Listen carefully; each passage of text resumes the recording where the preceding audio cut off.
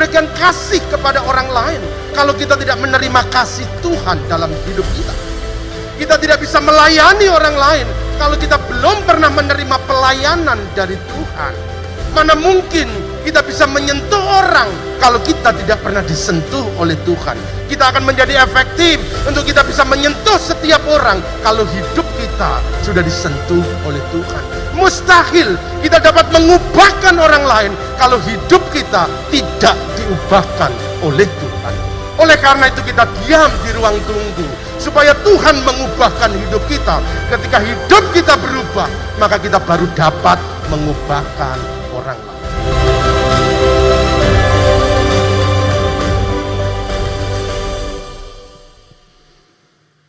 Haleluya.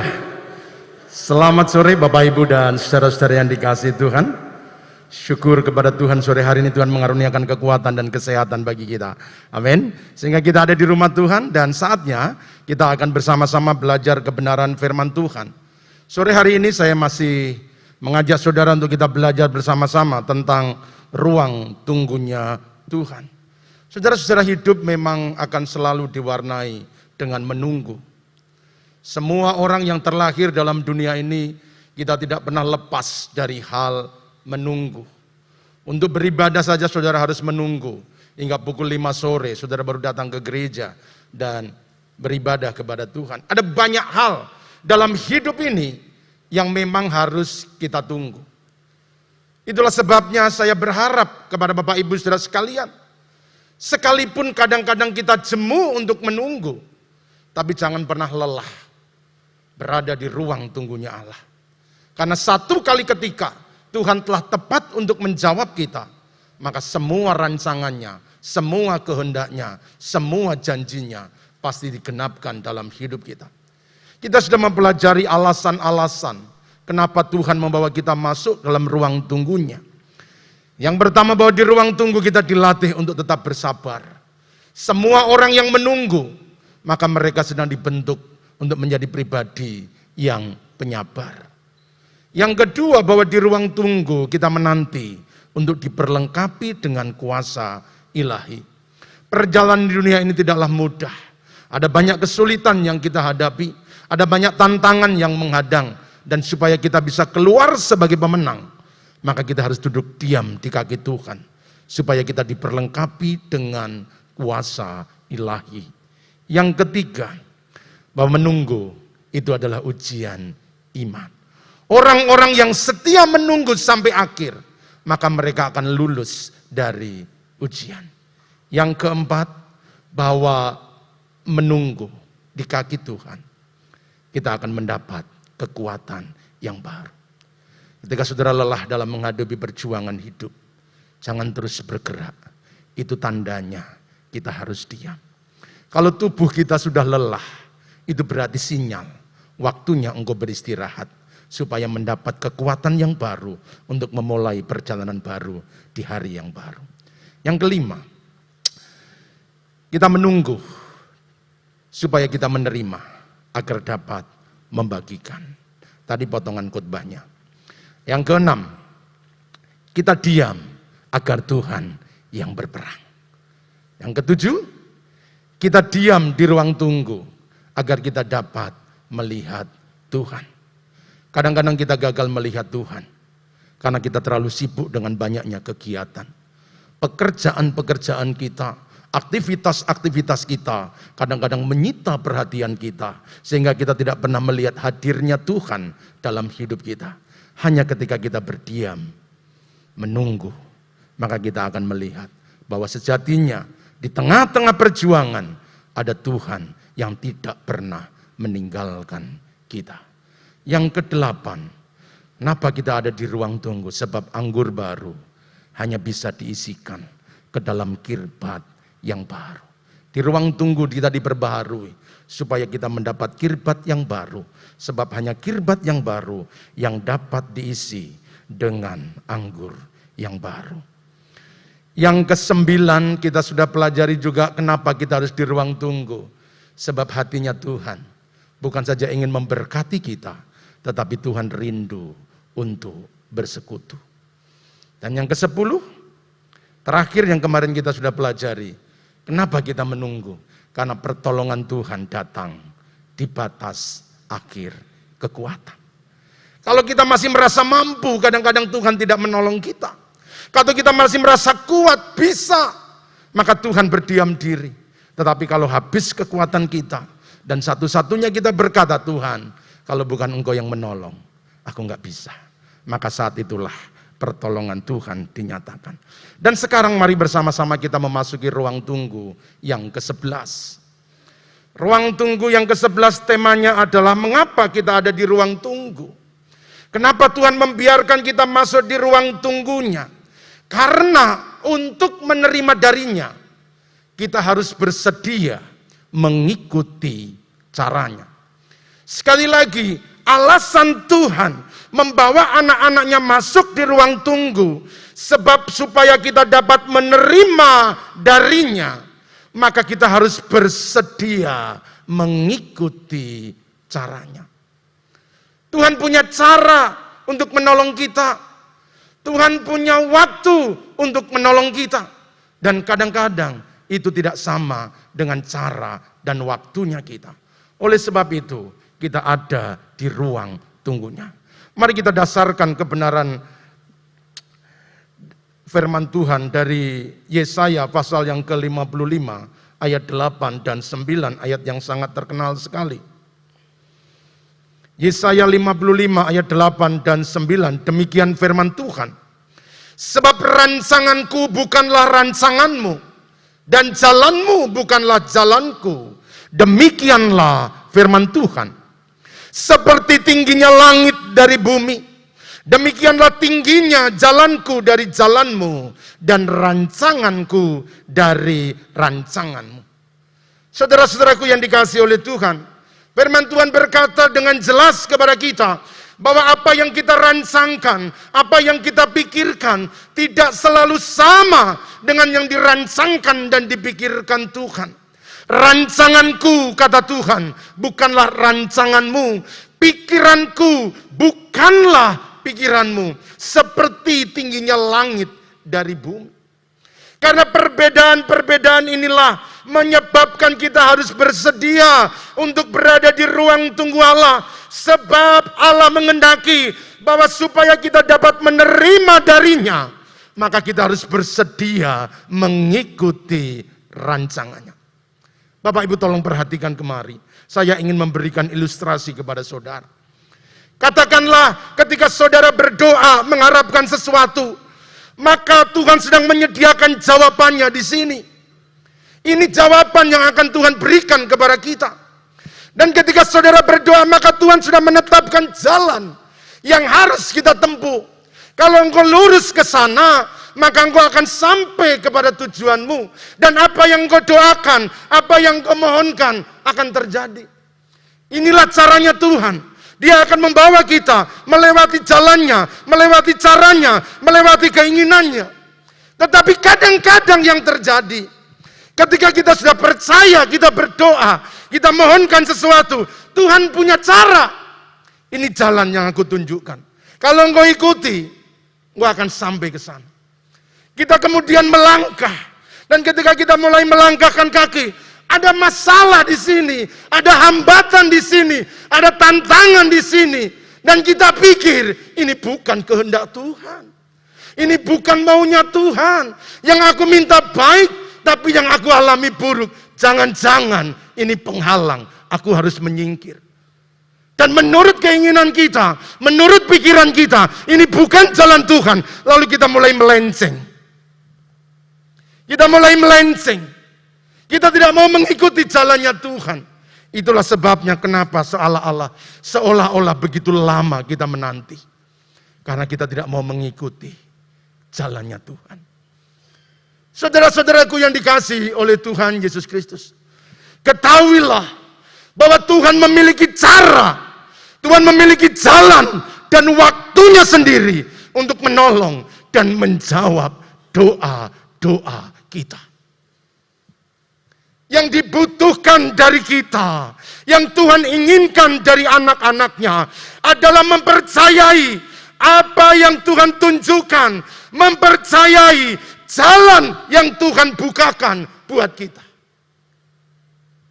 Kadang-kadang kita berdoa, tetapi ketika Tuhan menjawab doa-doa kita dengan caranya, dengan keinginannya, dengan waktunya, dan kita tidak percaya. Kita memang berdoa, tetapi kita mau jawaban doa itu berjalan seperti yang kita inginkan. Cara-caranya seperti yang kita mau. Cara Tuhan menjawabnya seperti yang kita mohonkan. Seperti tingginya langit dari bumi, demikianlah tingginya rancanganku dari rancangan. Saudara-saudara, itulah kenapa seolah-olah jawaban Tuhan begitu lama.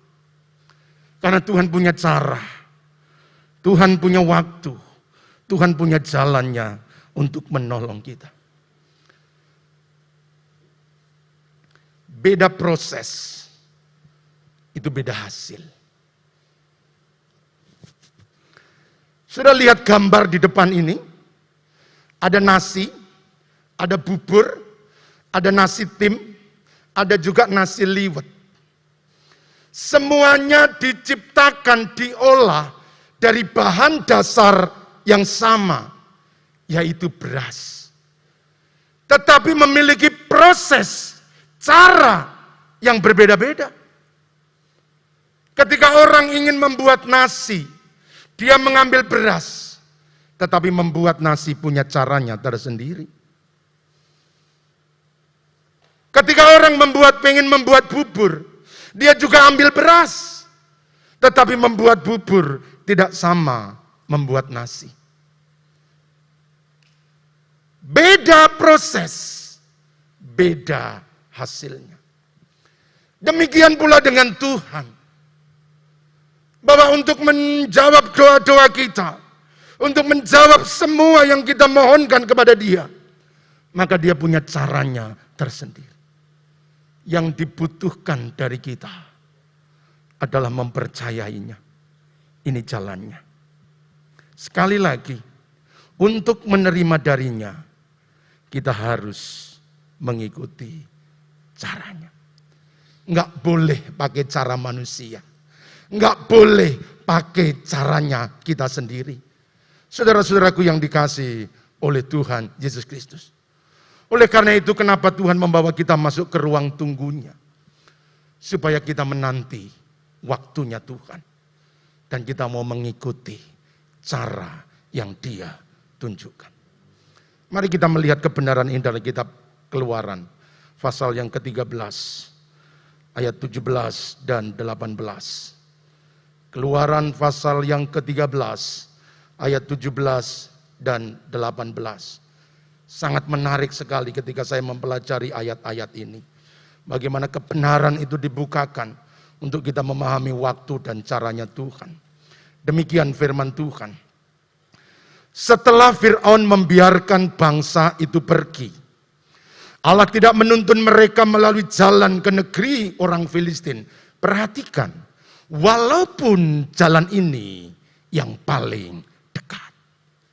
Sebab firman Allah, jangan-jangan bangsa itu menyesal apabila mereka menghadapi peperangan sehingga mereka kembali ke Mesir. Tetapi Allah menuntun bangsa itu berputar melalui jalan di padang gurun menuju laut Tebrau. Dengan siap sedia berperang, berjalanlah bangsa Israel dari tanah Mesir. Saudara-saudaraku, mari kita perhatikan bagaimana cara Tuhan menuntun bangsa Israel keluar dari Mesir. Ada tanah yang telah dijanjikan oleh Tuhan. Tanah perjanjian yang bernama Kanaan. Di sana melimpah susu dan madunya. Di sana penuh dengan kesukaan. Di sana penuh dengan sejahtera. Itu perjanjian Tuhan. Dan ketika bangsa Israel keluar dari Mesir, maka kita melihat bagaimana caranya Tuhan. Alkitab berkata, Tuhan tidak menuntun bangsa itu melalui jalan di negeri orang Filistin. Walaupun jalan ini yang paling dekat. Saudara-saudaraku, kalau saudara buka Google Map, maka jarak antara Mesir dengan Kanaan Yerusalem. Itu hanya 742,4 kilo. Kalau ditempuh dengan mobil itu hanya 9 jam perjalanan. Sudah lihat jaraknya betapa dekatnya. 9 jam, ya mungkin Surabaya, Jakarta bisa ditempuh. Cuma 9 jam dengan mobil. Nah kalau ditempuh dengan perjalanan kaki,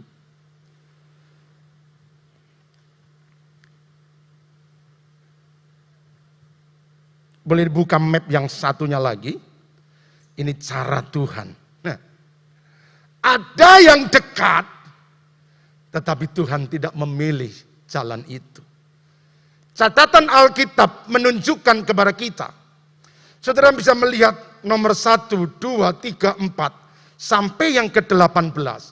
Itulah perjalanan bangsa Israel. Seharusnya jalan itu mudah untuk ditempuh. Kalau melewati jalan orang Filistin, seringkali dikenal dengan jalur kerajaan. Maka tinggal berjalan dari pantai utara, dari Mediterania, Laut Mediterania. Maka mereka akan berjalan dan menempuh beberapa hari saja. Tetapi Tuhan tidak memilih jalan itu. Tuhan membawa bangsa Israel berputar melalui padang gurun. Saudara-saudaraku, di gambar yang kuning itu, kalau saudara bandingkan dengan Ulangan pasal pertama ayat yang kedua, maka jarak antara Mesir sampai dengan ke Kades Barnea itu hanya 11 hari. Maka dimungkinkan kalau melalui jalan orang Filistin, perjalanan yang ditempuh itu hanya sekitar 15 hari, 2 minggu, tetapi dijalani 40 tahun. Bapak, Ibu, dan saudaraku yang dikasihi Tuhan, kalau saudara pikir dengan nalar saudara, kira-kira kalau saudara mau melakukan perjalanan, ambil rute yang paling pendek, paling dekat, atau cari jalan yang paling jauh. Tentu kita semua akan mencari jalan yang paling dekat, yang paling cepat. Karena kalau jaraknya dekat, tentu saja akan cepat sampai. Dan kalau cepat, maka kita juga bisa berhemat. Itu nalar. Itu pikiran manusia. Dan itu wajar, itu normal, itu benar. Tetapi cara Tuhan bukan cara manusia. Jalan Tuhan bukan jalan manusia. Sebelum ada jalan tol, orang-orang kalau ke Semarang maka mereka melewati jalan Pantura. Itu bisa ditempuh 4-5 jam. Saya pernah Tegal Semarang ditempuh 9 jam. Karena mau lebaran. 9 jam sepanjang hari di jalanan. Saya pernah pulang ke kampung malam takbiran. Dari pagi hampir menjelang pagi sampai ke rumah. Tapi sekarang dengan adanya jalan tol, maka orang-orang akan memilih jalan tol. Karena itu rute yang paling dekat, itu rute yang paling pendek, itu jalan yang paling cepat. Memang membayar sedikit uang, tetapi kita bisa hemat biaya, hemat bensin, hemat waktu, hemat tenaga. Dan itu jalan yang ditempuh. Kita selalu mencari jalan yang mudah, kita selalu mencari jalan yang cepat. Tapi sekali lagi, jalan Tuhan bukan jalan kita. Rancangan Tuhan bukan rancang kita. Apa yang kita anggap baik, belum tentu baik bagi Tuhan. Yang kita anggap benar, belum tentu benar di mata Tuhan.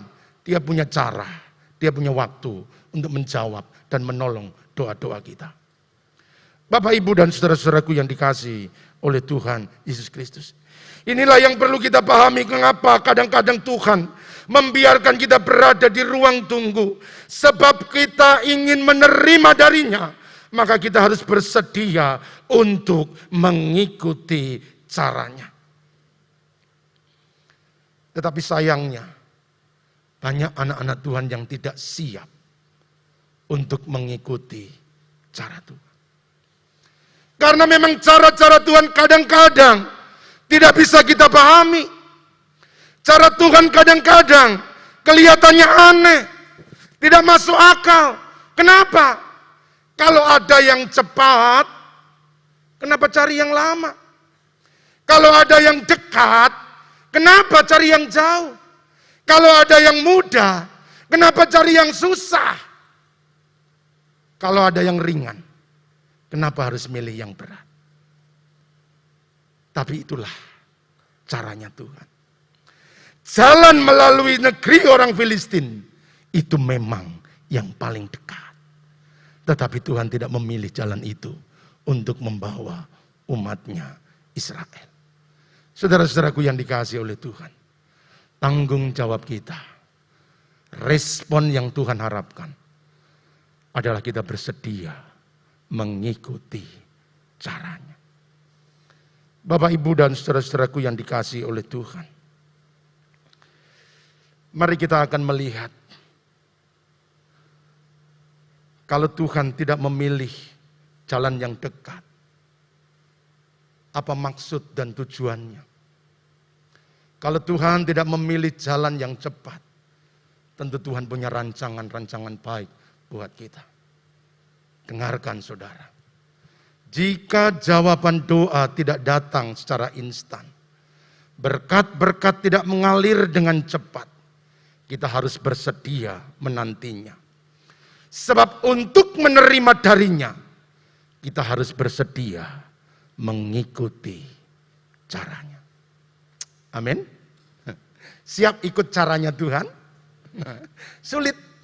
Karena Tuhan gak pilih yang dekat. Tuhan gak pilih yang ringan. Tuhan gak pilih yang mudah. Tuhan bawa berputar. Aneh. Kalau saya pulang ke rumah saya jalan-jalan, lalu saya boncengin istri langsung lewat alun-alun, muter, Pak, mimpi ya? Pak, waras enggak nih? Mau pulang ke rumah lewat alun-alun, yang penting kan sampai. Gitu. Tapi itulah caranya Tuhan. Untuk menerima darinya, kita harus bersedia mengikuti caranya. Saudara, mari kita pelajari ketika Tuhan tidak memilih jalan yang dekat. Bukan jalan yang dekat yang dia pilih. Maka apa kebenaran yang perlu kita pelajari? Yang pertama, jika Tuhan tidak memilih jalan yang paling dekat, atau Tuhan tidak memilih jalan yang paling cepat, percayalah Tuhan pasti memilih jalan yang paling tepat. Kalau Tuhan tidak memilih yang dekat, Tuhan pasti memilihkan cara dan jalannya dan waktunya yang paling tepat buat anak-anaknya. Untuk apa cepat kalau itu tidak tepat? Untuk apa dekat kalau itu salah? Untuk apa cepat kalau akhirnya itu musibah? Untuk apa pilih yang dekat kalau pada akhirnya itu mendatangkan kecelakaan buat kita? Biar jauh, tapi itu yang paling tepat buat Tuhan. Perhatikan. Allah tidak menuntun mereka melalui jalan ke negeri orang Filistin. Walaupun jalan ini yang paling dekat. Sebab firman Allah, jangan-jangan bangsa ini menyesal apabila menghadapi peperangan sehingga mereka kembali ke Mesir. Allah mengerti yang terbaik buat Israel. 400 tahun dijajah. Bangsa diperbudak, tidak punya semangat untuk hidup, tidak pernah perang, tidak pernah pegang senjata. Kalau ini langsung dibawa masuk ke Kanaan, padahal di sana masih ada bangsa-bangsa Kanaan, mereka harus berperang. Lihat bangsa Kanaan aja mereka udah minder, mereka ngeper. Kalau begini, biar melimpah susu dan madunya, nggak usah. Daripada aku mati dengan perang, ayo kembali ke Mesir. Itulah sebabnya Tuhan memilih bukan jalan yang paling dekat. Tuhan pilih jalan yang paling tepat. 40 tahun bangsa Israel dididik, bangsa Israel dibentuk supaya siap menjadi bangsa yang kuat, menjadi bangsa pemberani, menghadapi musuh-musuhnya, melewati semua halangan, menghadapi semua tantangan. Mereka tidak gentar, mereka tidak takut. Karena Tuhan sudah menuntun mereka, melatih mereka 40 tahun di padang gurun. Saudara-saudaraku yang dikasihi oleh Tuhan Yesus Kristus. Sore hari ini mari kita menyadari bersama-sama. Apapun jalan yang Tuhan sedang tunjukkan kepada kita. Jika Tuhan tidak memilih jalan yang paling dekat, percayalah Tuhan sedang memilihkan jalan yang terbaik buat kita. Tuhan tidak pernah main-main buat anak-anaknya. Tuhan tidak pernah menimbawa kesengsaraan. Tuhan tidak pernah merancangkan penderitaan. Lagu tadi yang kita nyanyikan, aku tahu Tuhan punya rancangan yang terbaik. Dan itu rancangannya. Cuma kita nggak terlalu percaya ketika dia membuka jalannya. Kita pengennya jalan tol, mulus, lurus, lancar, aman, cepat. Tapi itu bukan caranya Tuhan. Kalau Tuhan tidak bawa jalan yang terdekat, dia pasti memilihkan jalan yang paling tepat. Saudara-saudaraku yang dikasihi oleh Tuhan. Yang kedua mari kita mempelajari. Ketika Tuhan tidak memilih jalan yang paling dekat. Karena Tuhan tahu bahwa tidak ada keberhasilan yang diraih dengan kemudahan. Lewat jalan orang Filistin itu paling mudah, paling cepat, paling dekat. Tetapi kalau jalan itu yang Tuhan tunjukkan, lalu Tuhan menuntun melewati jalan kemudahan, lalu di manakah keberhasilan? Keberhasilan itu membutuhkan perjuangan. Keberhasilan itu membutuhkan kerja keras. Keberhasilan itu membutuhkan pengorbanan. Keberhasilan tak semudah membalikkan tangan. Keberhasilan adalah kesediaan untuk menggunakan tangan bekerja keras.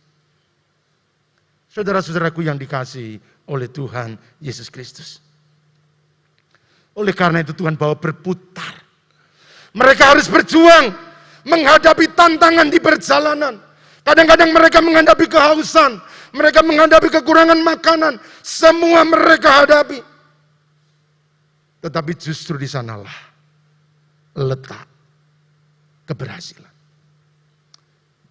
Jika semua mudah, di mana keberhasilan? Keberhasilan itu berbanding lurus dengan perjuangan. Kalau perjuangannya berat, keberhasilannya nikmatnya luar biasa. Tapi kalau gampang-gampang, gak ada yang namanya keberhasilan. Oleh sebab itu, ikuti aja caranya Tuhan. Kalau memang harus berputar, berputarlah. Rasul Paulus mengingatkan kepada Timotius dalam menjalani hidup ini. Bertandinglah dalam pertandingan iman yang benar. Dan rebutlah hidup yang kekal. Untuk itulah engkau telah dipanggil dan telah engkau ikrarkan ikrar yang benar di hadapan banyak saksi. Kadang-kadang kita membuat mudah kekristenan.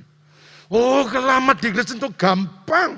Asal kamu percaya kepada Yesus, maka engkau akan selamat. Yes, keselamatan memang melalui iman. Tetapi untuk mempertahankan keselamatan, sehingga benar-benar keselamatan menjadi kenyataan dalam hidup kita, maka dibutuhkan perjuangan. Bertandinglah dalam pertandingan iman yang benar. Saudara, berulang kali Bapak Gembala ingatkan, semboyan kita dalam bertanding dalam hidup ini, sekali Yesus. Sekali Yesus. Jangan pernah gentar. Jangan pernah takut. Karena memang tidak ada keberhasilan tanpa perjuangan. Seorang yang bernama Hana, dia berjuang dengan sungguh-sungguh untuk mendapatkan seorang anak. Dan ini kesaksiannya. Untuk mendapat anak inilah aku berdoa dan Tuhan telah memberikan kepadaku apa yang kuminta kepadanya. Bertahun-tahun hatinya disiksa karena madunya selalu menghina, selalu merendahkan. Seorang nyonya dihina, seorang nyonya direndahkan hatinya luka, hatinya menangis hari demi hari. Di tengah-tengah hinaan, di tengah-tengah berguncingan dari madunya, Ibu Hana terus berdoa. Dia terus berdoa. Dia menanti di ruang tunggunya Tuhan. Dia berdoa, menanti cara dan waktunya Tuhan. Sehingga satu ketika dia berkata, untuk mendapat anak inilah aku berdoa. Itulah sebabnya dia menjaganya luar biasa.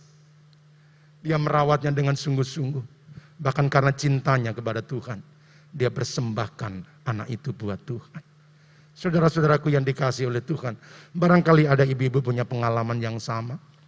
Engkau menanti lahirnya anak bertahun-tahun. Tiap tahun engkau berdoa, tiap tahun engkau berusaha. Dan ketika sekian lama, Tuhan baru mengaruniakan anak kepadamu. Dan apa yang engkau lakukan? Engkau akan menjaganya dengan luar biasa.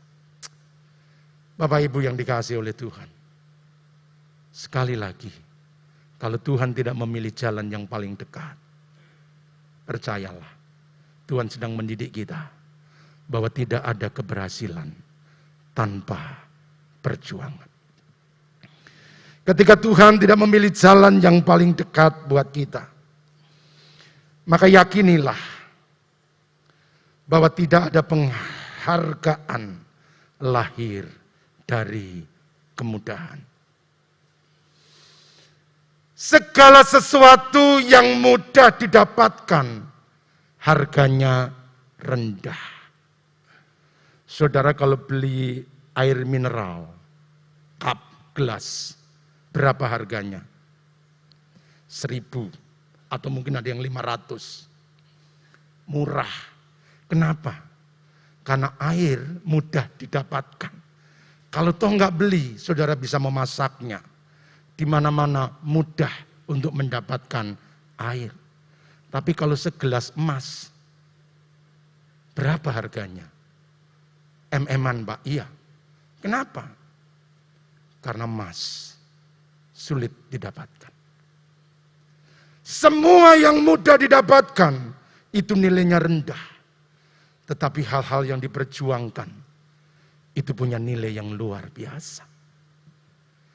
Oleh karena itu, sekalipun Kanaan berlimpah madu dan susunya, negeri yang makmur, negeri yang menjanjikan masa depan yang penuh dengan harapan, tetapi kalau itu didapatkan dengan mudah, jalan saja 15 hari sampai ke sana, Israel tidak akan menghargai tanah perjanjian. Mereka akan menganggap biasa, nilainya menjadi rendah. Tetapi dengan perjuangan yang tidak mudah, 40 tahun menyingkirkan semua halangan, menghadapi semua perlawanan, menghadapi semua tantangan, berjuang, berperang, merebut. Dan ketika mereka tiba di Kanaan, maka mereka akan menangis. Demi tanah ini telah berguguran nenek moyang kita.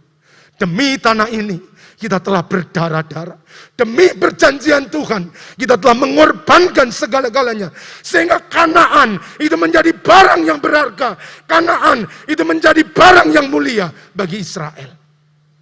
Saudara-saudaraku yang dikasihi oleh Tuhan Yesus Kristus. Hanya ketika kita berjuang, maka kita akan menghargai apa yang kita dapatkan. Semua yang mudah engkau dapatkan, nilainya rendah. Pria-pria, gadis-gadis, pemuda-pemuda yang belum dapat pasangan, jangan nyerah ya. Berjuanglah. Yang sulit didapatkan, nilainya tinggi. Ya, supaya yang jomblo-jomblo agak terhibur. Bertahan dengan kejombloannya. Saya mau dapat mutiara, Om. Dapat yang nilainya emas, nggak rendahan. Kalau cari jodoh yang mudah, gampangan. 1.003. Tapi kalau saudara berjuang, mendoakan, puasa, lalu dapat pasangan. Untuk mendapat ini, aku puasa 3 hari 3 malam. Woi, nilainya tinggi. Saudara cintai setengah mati. Ya toh? Saudara-saudaraku yang dikasihi oleh Tuhan. 2 Korintus 6 ayat 1, Rasul Paulus mengingatkan kita seperti ini. Sebagai teman-teman sekerja, kami menasihatkan kamu, supaya kamu jangan membuat menjadi sia-sia kasih karunia Allah yang telah kamu terima. Saudaraku, tahukah berapa harga keselamatan yang engkau terima? Itu melalui kematian Yesus di atas kayu salib. Harganya enggak mudah. Keselamatan yang kita nikmati, itu dibayar dengan harga yang mahal. Bukan dengan darah hewan, tetapi dengan darah anaknya. Yesus harus datang ke dunia dan mati di atas kayu salib. Oleh sebab itu mari hargai keselamatan. Karena untuk kita selamat, Yesus harus mati di atas kayu salib. Jangan anggap keselamatan itu barang murahan. Itu bukan barang yang murah, itu barang yang mahal. Sebab untuk mendapatkannya, Yesus harus mati di atas kayu salib. Oleh karena itu jangan membuat menjadi sia-sia kasih karunia. Yang keempat, ketika Tuhan tidak memilih jalan yang dekat. Perhatikan, jika Tuhan memilih jalan yang lebih jauh, Dia sedang membentuk kita supaya menjadi orang-orang yang tangguh. 14 hari atau 15 hari melalui jalan negeri orang Filistin. Budak dari Mesir. Lalu masuk ke Kanaan. Apa hebatnya? Tetap mentalnya budak. Mental kalahan. Tetapi melalui proses Tuhan. 40 tahun dibentuk Tuhan. Dilatih Tuhan. Melalui jalan yang lebih jauh. Karena Tuhan sedang membentuk anak-anaknya. Bukan menjadi pecundang. Tetapi menjadi pribadi-pribadi yang berkemenangan. Allah sedang mempersiapkan menjadi pahlawan. Yang gagah perkasa. Yang siap merebut Kanaan. Menghancurkan semua bangsa-bangsa yang telah menduduki tanah Kanaan. Bapak, Ibu, dan saudara-saudaraku yang dikasihi oleh Tuhan. Sadarilah. Orang-orang hebat tidak dibentuk melalui pengalaman hidup yang berat. Kehebatan tidak dilahirkan dari kenyamanan dan kemudahan. Kehebatan hanya didapatkan dari keberanian untuk menghadapi semua kesulitan. Pelaut-pelaut ulung tidak pernah dihasilkan oleh ombak yang teduh. Pelaut-pelaut ulung itu dihasilkan oleh badai yang besar. Oleh sebab itu saudaraku yang dikasihi oleh Tuhan, mari ikuti caranya Tuhan. Jalani kehendaknya Tuhan. Sebab untuk menerima darinya, kita harus bersedia untuk mengikuti caranya. Saudara-saudaraku yang dikasihi oleh Tuhan Yesus Kristus. Ketika Tuhan tidak memilih jalan yang dekat, maka tanggung jawab kita adalah percaya, bukan bertanya. Jangan pernah mempertanyakan jalannya Tuhan. Jangan pernah mempertanyakan caranya Tuhan. Dia berdaulat penuh atas hidup kita. Pemazmur katakan, sejak aku ada dalam kandungan ibuku, bahkan sebelum aku dibentuk di rahim ibuku, Engkau sudah tahu. Sebelum saudara ada, Tuhan sudah tahu. Hingga saudara tiada, Tuhan juga tahu. Yang perlu adalah percaya, mengikuti jalannya, mengikuti caranya, apapun yang terjadi. Jangan bertanya kepada Tuhan. Saat caranya tidak bisa dimengerti, yang Tuhan inginkan, yang Tuhan mau, kita tetap mempercaya. Saya tidak tahu apa yang sedang Bapak Ibu hadapi pada hari-hari ini. Tetapi Tuhan mau kita percaya. Tidak perlu banyak bertanya. Ada satu contoh yang menarik dalam kisah Naaman, 2 Raja-Raja 5 ayat 9 dan 11. Saya petikan aja ayat ini. Demikian firman Tuhan. Kemudian datanglah Naaman dengan kudanya dan keretanya. Lalu berhenti di pintu rumah Elisa. Naaman sakit kusta. Beberapa kali diobati nggak sembuh. Semua tabib didatangkan nggak sembuh. Seluruh pengobatan dicoba nggak sembuh. Sehingga satu ketika pembantunya berkata, di sana ada nabi yang bisa menolong engkau. Datang ke sana.